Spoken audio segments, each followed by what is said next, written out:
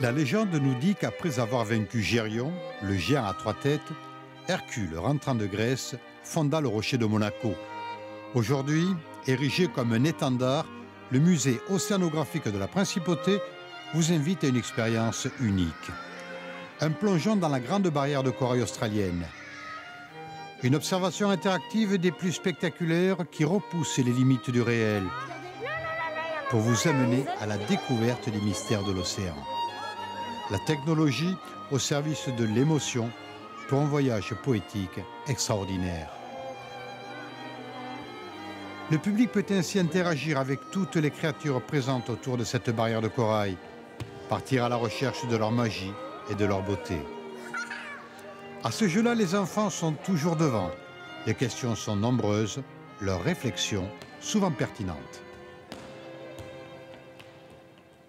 Quand tu t'approches de ça, elle se referme. Tu nous montres?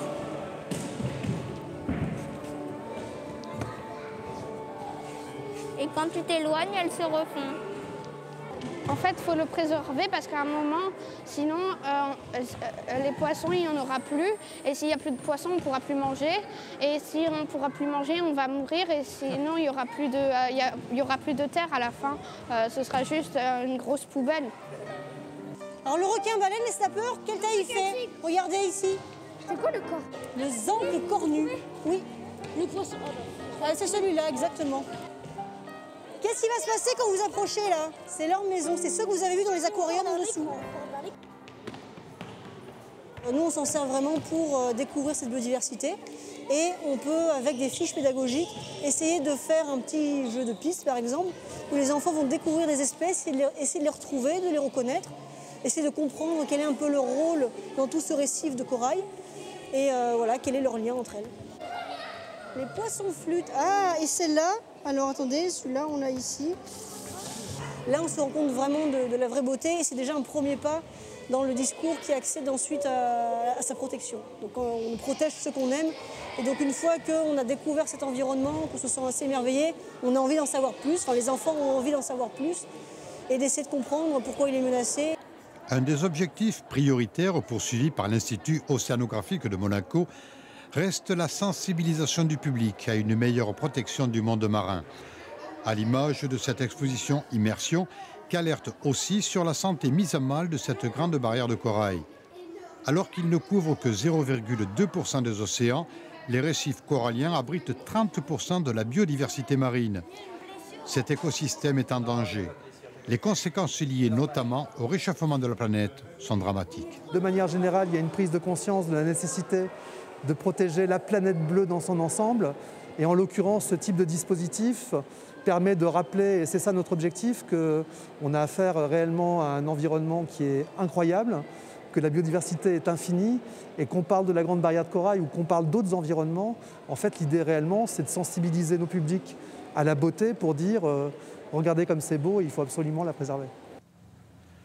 Depuis la fin des années 80, le centre scientifique de Monaco, au sein même du musée, étudie les coraux. Ils multiplient leurs colonies grâce à la technique dite du bouturage. Des travaux scientifiques qui font aujourd'hui référence sur le plan international dans le domaine de l'écologie des coraux constructeurs de récifs. Cet élevage est unique au monde. Tous ces coraux sont nés dans ce laboratoire. Aucun prélèvement n'a été effectué dans le milieu naturel. Alors, on va en prendre un autre. Je suis en train de bouturer du corail. Donc, ça nous permet en fait de mettre en culture ce qu'on appelle des colonies de corail. Et en fait, il suffit de couper un petit morceau, comme vous venez de le voir, le suspendre ou le mettre sur un support adapté. Et ensuite, ce nouveau petit morceau va pousser et va former une colonie de corail, comme la colonie mère d'où on vient de le prélever.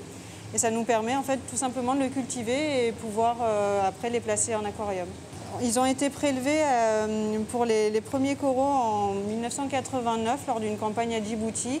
Et la plupart de nos coraux viennent de ces campagnes et on les cultive depuis justement pour ne pas les prélever en milieu naturel. Le 3 mars 2020, le commissaire européen à l'environnement lançait la Coalition mondiale unie pour la biodiversité depuis le musée océanographique de la Principauté. Il ne s'agit pas du premier partenariat entre la Commission européenne et l'Institut monégasque. La preuve, si besoin était, que la défense de l'environnement reste un des objectifs majeurs poursuivis par ce musée, à l'image de tout le travail qui est réalisé ici, autour du corail. Le corail, c'est un animal. Quelques personnes ne le savent pas, mais oui, c'est un animal.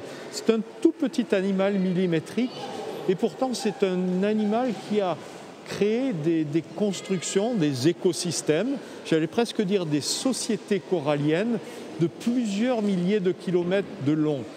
Et ce qui est fascinant, c'est que le corail, ce petit polype, ne l'a pas fait en exploitant la nature, en tirant des ressources, en les travaillant, en rejetant des déchets. Non, il l'a fait en créant la nature autour de lui.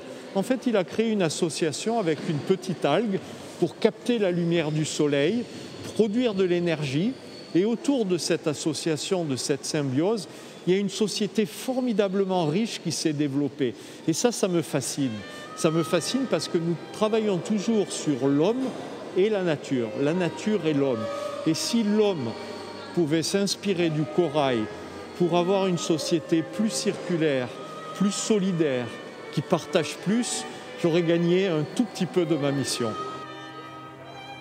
Pour le commandant Jean-Yves Cousteau, qui fut directeur du musée océanographique de Monaco pendant 3 décennies, la mer représente le seul espoir de l'homme. Un espoir que défendent tous ceux qui lui ont succédé à la tête de cette institution. À l'image des trésors cachés de cette barrière de corail, un voyage en immersion pour mieux nous rappeler le besoin urgent qu'il y a de les préserver.